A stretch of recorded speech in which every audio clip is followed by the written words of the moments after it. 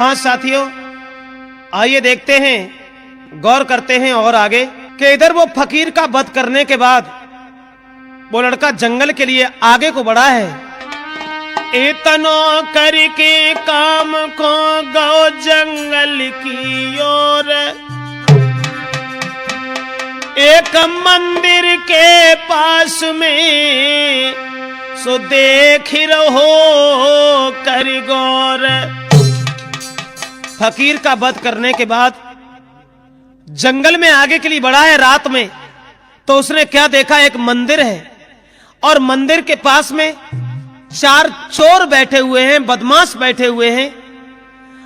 और दूर से देखने लगा कि ये करेंगे क्या, तो उन चारों ने देवी के मंदिर में सर झुकाया और दो कर जोरे हाथ, चरण में मात के आज नबाऊं। एक छोटो सो बरदान री के मात भगवती पाऊं।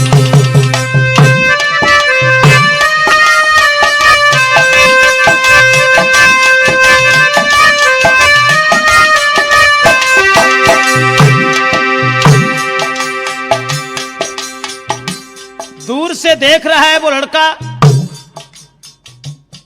वो चारों चोर जो थे, बदमाश जो थे, वो देवी के मंदिर में सर झुकाते हैं और विनती करते हैं, मोय मिले खूब धन माला, जाऊं तत्काल, न देर न लगाऊं, न देर लगाऊं।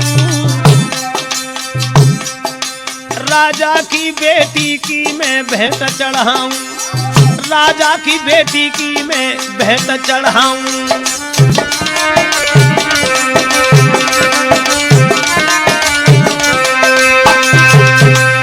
दूर से देख रहा है वो चारों विनती करते हैं मां भगवती के मंदिर में कि अगर हमें खूब दौलत मिले, खूब धन मिले, तो हम हमारे जो राजा हैं उनकी लड़की की हम तुम्हारे यहां भेंट चढ़ाएंगे मां, केवल इतना वरदान मुझे दे दो।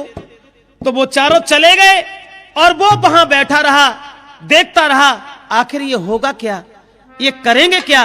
तो तोता कहता है, सुन मैना, औरत कितनी बेवफा है। देखिए कि जब वो चारों आगे को बढ़ते चले गए और थोड़ी देर के बाद में जब डाकू लौट के आए,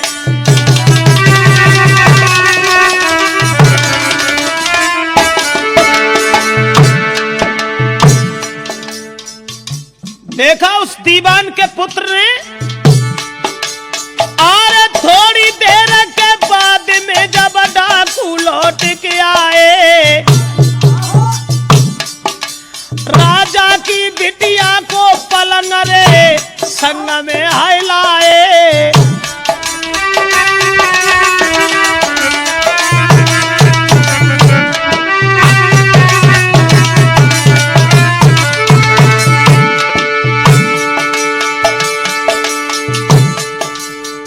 जो देवी मां के मंदिर में ये कह के गए थे, अगर मुझे खूब दौलत मिली, खूब धन मिला, तो हम राजा की बेटी की वल चढ़ाएंगे। तो वो चारों राजा के बिटिया को पलगा संग लेके आए।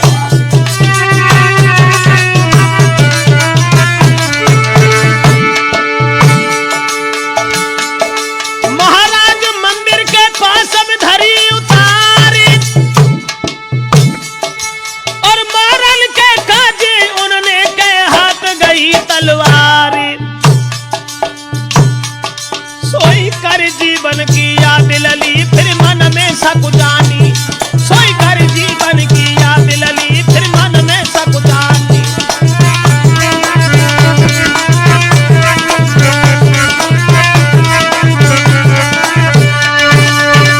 देखिए विधि का विधान, वो दूर से देख रहा है, वो राजा की बेटी को उठा लाए और मंदिर में भेंट चढ़ाने के लिए आगे को बढ़े हैं। और जब मंदिर में भेंट चढ़ाने के लिए चले हैं, हाथ में तलवार उठाई, वो लड़का देख रहा है और धीरे से वो मंदिर में पहले ही पहुंच गया। जब देखा कि मंदिर के सामने खड़े हैं लड़की की भेंट चढ़ाने के लिए, और वो मंदिर में अंदर प्रवेश कर गया। लड़की अपने आप को अकेले में देखती है, उसके पास कोई उसका सहारा देने वाला नहीं है। 3 अलग बैठे हैं, एक भेंट चढ़ाने के लिए गया तो लड़की रोने लगी और सोचने लगी, परमेश्वर क्या मेरी गलती थी, क्या मेरी भूल थी? हे मां, मेरी ऐसी कौन सी भूल थी जो आज हम तुम्हारे यहां मरने के लिए आए हैं? रोई गई ठाड़ी सुकुमारी,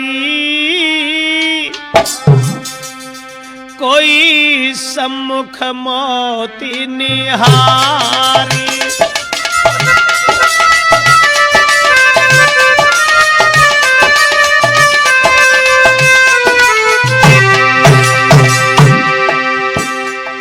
जब लड़की रोने लगी और मन में सोचने लगी,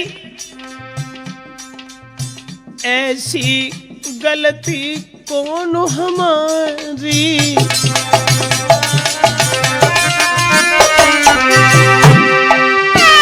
ऐसी गलती कौन हमारी,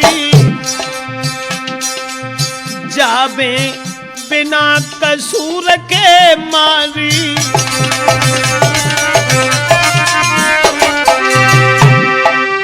रोई मरे मेरी महातारी, होई पिता को दुख भारी, कोई सम्मुख मौत निहारी।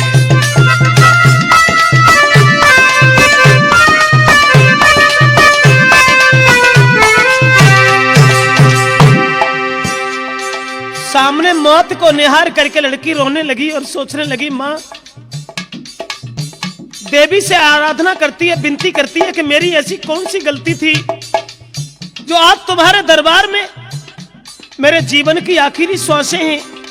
क्या करूं, क्या करूं? विनती करे चरण सिर नावे, विनती करे चरण सिर नावे,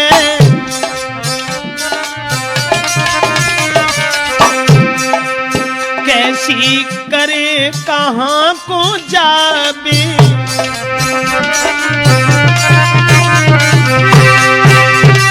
अपने मन की मैं किन्हें सुनाबे, रे कोई कर बिनती हारी, कोई सम्मुख मौत निहारी।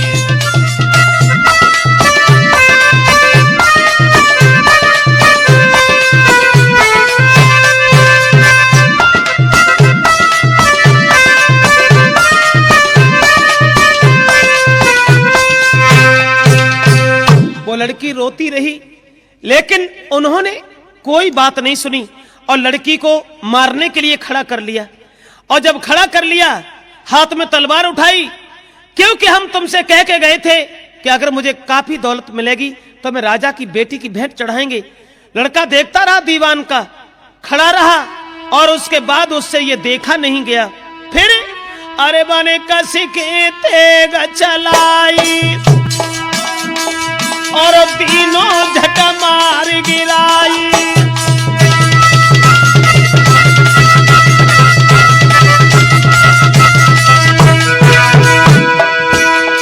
और बन कस के तेग चलाई और तीनों झट मार गिराई। और बिटिया को लोई उठाई, हाय मंदिर के बीच छुपाई।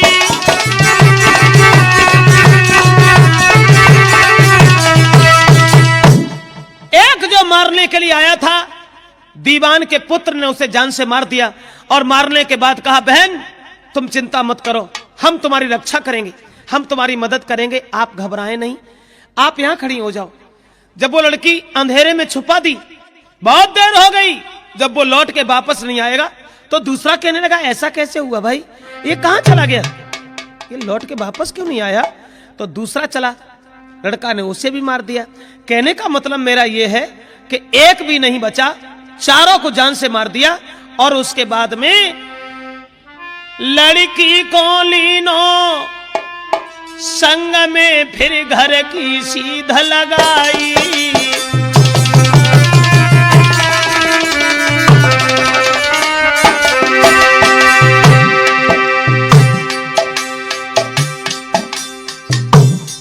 तोता कहने लगा, सुन मैना, कैसी वफादारी थी पुरुष की।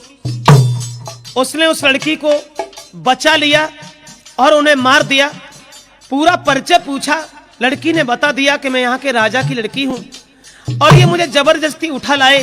कहने लगा, कोई बात नहीं, चलो हम तुम्हारे घर पे पहुंचाते हैं, क्योंकि मैंने तुमसे बहन कहा है, तू मेरी धर्म की बहन है।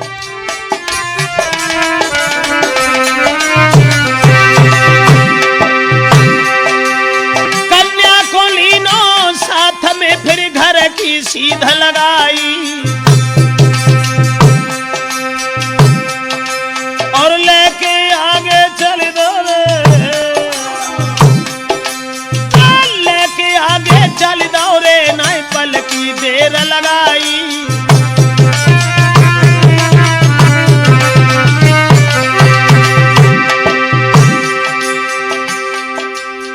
राजा की लड़की को छोड़ने के लिए घर के लिए चला है जब वो, लेकिन उस लड़की के विचार बदल गए। महाराज बेटी ने जोड़े दो हाथ,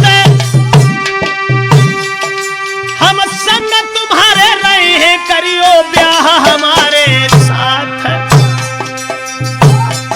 सोई सुन के इतनी बात कुंवर ने अर्ज सुनाई है, सोई सुन के इतनी बात कुंवर ने अर्ज सुनाई है।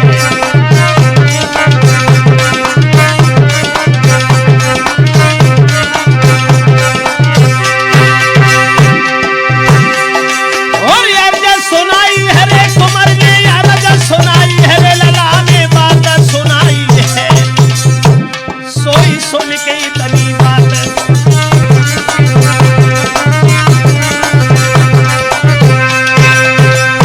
भक्तजनों, लड़का जिस समय उस बेटी को लेकर चल देता है, लेकिन लड़की के विचार बदल गए और रास्ता में उस लड़की ने दीवान के लड़का से कहा, मेरी बात सुनिए, मैं तुमसे क्या कहना चाहती हूँ, तुमने मेरी जान बचाई है, बहुत बड़ा एहसान किया है, मैं तुमसे विवाह करना चाहती हूँ, तुमसे शादी करना चाहती हूँ, तुम मुझसे शादी कर लो। लड़का कहने लगा, पागल हो गई क्या है? जब मैंने तुम्हें बहन कहा तो बहन जब हमने कह दिया तो बहन के साथ शादी करें? ना ना ना, गलत बात है। बोली वो लड़की कि ऐसा न करो हम पे भारी।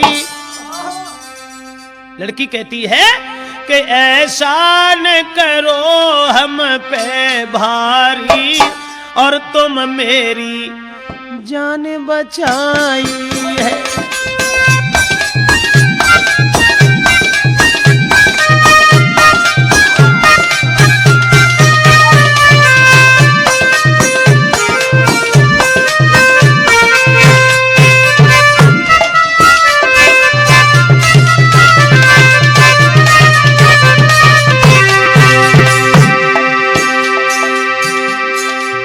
तोता कह रहा है, सुन मैना, कहा उस बच्चे ने जान बचाई, और आज वही लड़की बोली, ऐसा न करो तुमने भारी, जो मेरी जान बचाई है।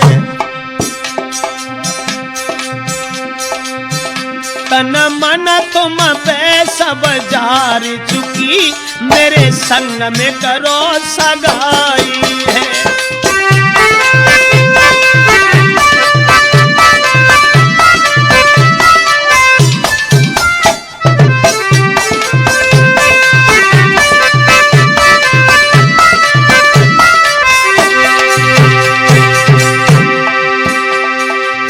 और बोली, तुमने हमारी जान बचाई है तो तुम मुझसे शादी कर लो, मैं तुम्हारे बिना जी नहीं पाऊंगी। मैंने क्या कहा?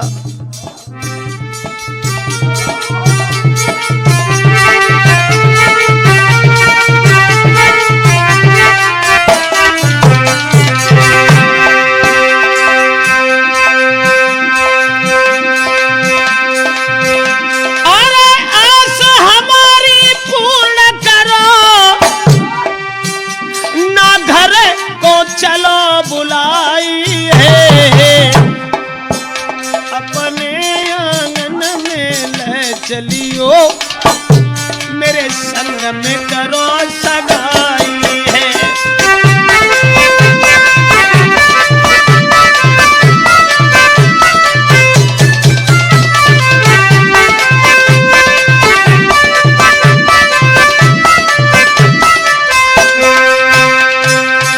लड़की ने दोनों हाथ जोड़ करके अनुरोध किया, तुम मुझसे बहन मत कहो, तुमने मेरी जान की रक्षा की है, तुमने मेरी जान बचाई है, तो तुम मुझसे शादी कर लो। अब मैं घर पे नहीं जाऊंगी और मैं तुम्हारे साथ रहूंगी। लड़का कहने लगा, पागल हो गई क्या है? जब मैंने तुझे अपनी बहन कहा तो ऐसा भविष्य में कभी नहीं होगा कि हम तुझसे शादी करें या तुझे अपने साथ रखें। राजा के महल में लड़की को छोड़ करके जैसे ही वो लड़का चला, रात में लड़की ने फिर रास्ता घेर ली। मेरी बात सुनो, ये मेरी बात सुनो ना। चले गए जो छोड़े तुम बिना नहीं जी पाऊंगी।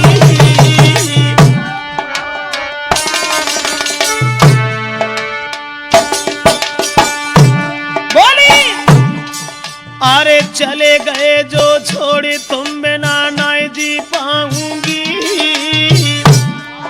और मानो मेरी बात के घर में जाने गमाऊंगी रे, संग में लियो लगाई है। और अपने आंगन में चल के कर लियो सगाई है।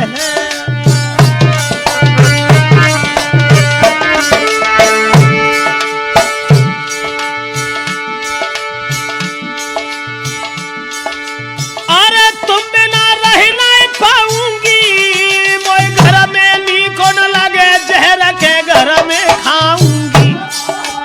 एक बात और सुन लो, अरे बात जो ना मेरी मानोगे,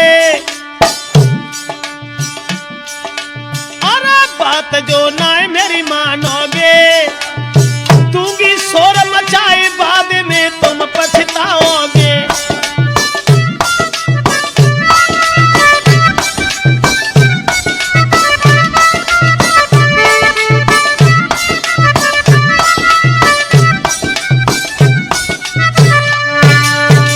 और अगर तुमने ऐसा नहीं किया तो मैं यहां शोर मचा दूंगी, तुम्हें पकड़वा लूंगी, मेरे पिता तुम्हें फांसी लगवा देंगे, इसलिए तुम मुझसे शादी कर लो। लड़का कहने लगा, पागल है क्या है? जब मैं 50 बार तुझसे मना कर चुका कि मैंने तुझसे बहन कहा है तो तू जीवन भर मेरी बहन रहेगी, मैं तुझसे शादी नहीं करूंगा। और जो लड़का उसकी आस छोड़ करके चला गया तो लड़की ने चिल्लाई के कीनो है अति शोर, पहरेदारो तुम चलो मेरे घर में घुस गाओ। चोर है। जैसे ही लड़का दौड़ा, लड़की ने चिल्ला करके कहा, अरे पहरेदारों कहो, यह चोर मेरे आंगन में छुपा था, इसे पकड़ लो और हमारे पिताजी के पास इसे लेके जाओ। पकड़ लियो बेटा, तभी ले गए दरबार। तोता कह रहा है, सुन मैना, कितनी वफादारी की उसने और उसी को बंधवा लिया। अरे पकड़ लियो बेटा, तभी ले गए हैं दरबार। और उत में जब बेश्या जगी तो नाए देखी सुकुमारी। देखिए, दीवान के लड़का को बांध लिया और बांध करके राजा के सामने ले गए। और इधर जब राजा के सामने उसे ले गए, बैठा दिया, और तब तक वो बेश्या जो खत्म हो गई थी, जब नागिन मार डाली और नागिन के साथ वो बेश्या मर गई, तो उसकी मां ने चिल्लाया, शोर मचाया कि साहूकार ने हमारी बेटी को जान से मार डाला। गांव के लोगों ने उस बच्चे को पकड़ लिया और पकड़ करके राजा के पास उसे भी लेके चले। और इधर वो रानी जिसकी नाक काट डाली थी, उस फकीर ने, और उसने ये दोष लगा दिया था कि मेरे पति ने मेरी नाक काट डाली, तो उस राजकुमार को पकड़ करके राजा के पास के लिए चले। तीनों मित्र 3 जगह बंध गए। ओ तो पकड़ के साहूकार चले दरबार न देर लगाई और वैश्या दीनी मार रे के बहुत बड़ो अन्याय।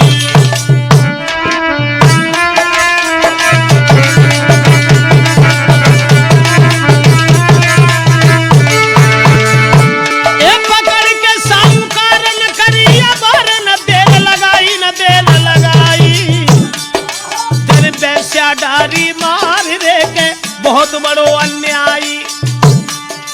इधर वो साहूकार का लड़का पकड़ गया और उधर वो राजा का लड़का जो अपनी विदा कराने के लिए आया था। उधर घिरेगा और राजकुमार है, उधर घिरेगा और राजकुमार रोई रही नारी खूब चिल्लाई हाय मेरे पत्नी मेरी नाक कटाई, मेरे पत्नी लई है नाक कटाई।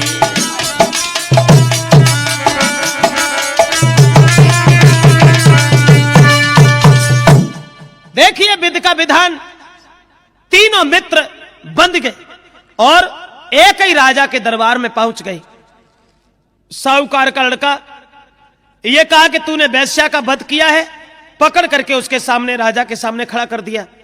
और उधर वो राजा का लड़का जो अपनी पत्नी की विदा कराने के लिए गया था वो भी पकड़ गया, क्योंकि औरत चिल्लाने लगी मेरे पति ने मेरी नाक काट डाली।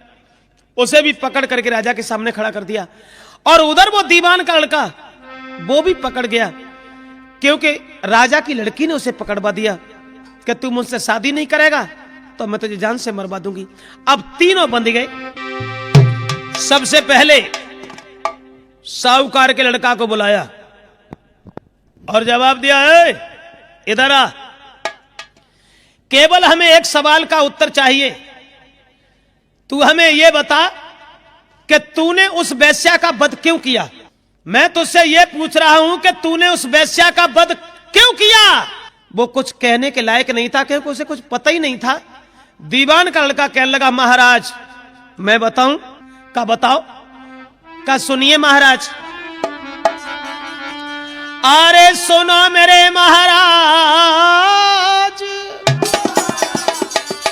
दीवान का लड़का बोला, सुनो मेरे महाराज, इसमें सारो दोष हमारो। अरे मित्र के पीछे और जा वैश्या को मैंने जान से मारो।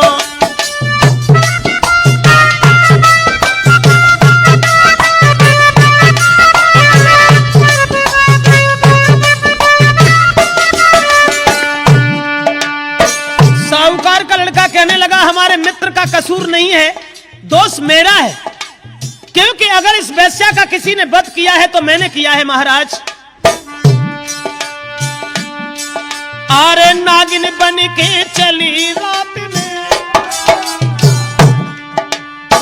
नागिन बन के चली रात मैंने तेग चलाई। मार के नागिन ढाल के नीचे दीनी अरे छुपाई।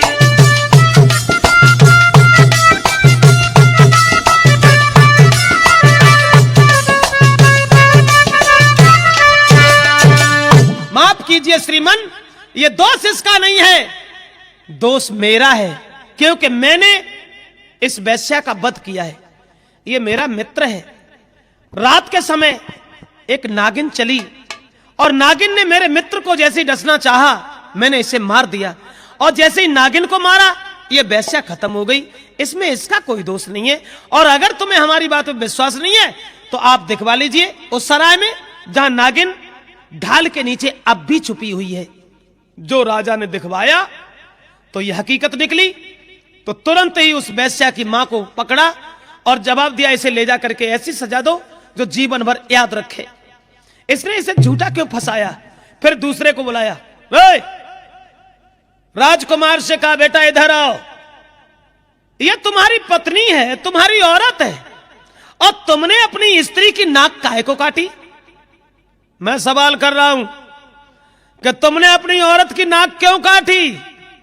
उसे कुछ मालूम ही नहीं था। वो खड़ा का खड़ा रह गया। दीवान का लड़का कहने लगा, महाराज सुनिए, इसका भी उत्तर हम ही देंगे। नाक इसने नहीं काटी, बात ये है, ये जो औरत खड़ी है जो अपने पति के ऊपर दोष लगा रही है, अरे जाकी फकीर के संग में यारी,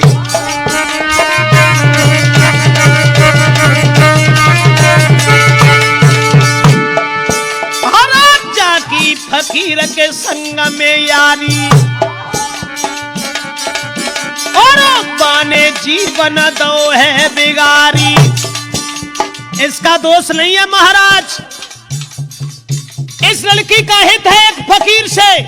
मैंने रात में देखा उस फकीर ने इसकी नाक काटी और इसके बदले में मैंने पुस्तकों तीनों मारी, चाहो तो बन में ले निहारी।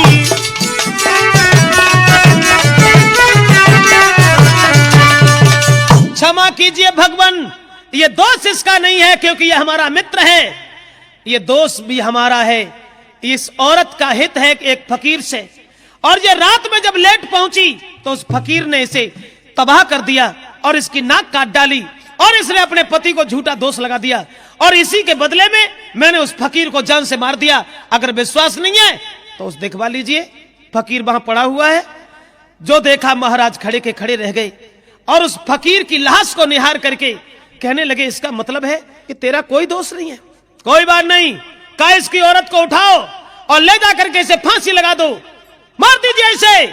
उसके बाद में जो दीवान का लड़का बार बार सिपाही दे रहा था उसे पकड़ लिया। तू इधर आ, तू मेरे घर में क्यों घुसा? मैं तुझसे ये पूछ रहा हूं कि तू मेरे घर में क्यों घुसा जो हमारी लड़की चिल्लाई?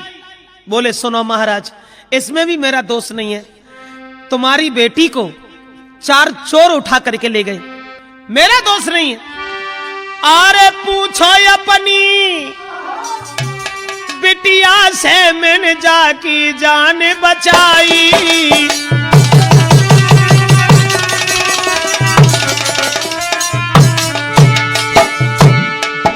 अरे पूछो अपनी बेटी से मैंने जाकी जान बचाई।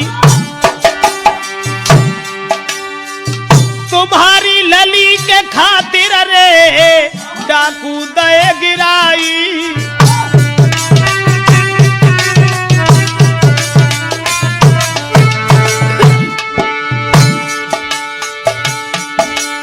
महाराज देख लो तुम मंदिर में जाई और करी न शादी में बेटी ने दिनों दोष लगाई। सोई सुन के इतनी बात हो सरा जाके उड़ गए हैं, सोई सुन के इतनी बात। सारी कहानी जब सुनी तो उन्होंने अपनी बेटी को ही पकड़ करके सजा दी और उन तीनों को छोड़ दिया और जवाब दिया, बेटा माफ करना, मैं समझ गया कि तुम्हारा कोई कसूर नहीं है। तो तोता कहता है, सुन मैना, औरत कितनी बेवफा होती है।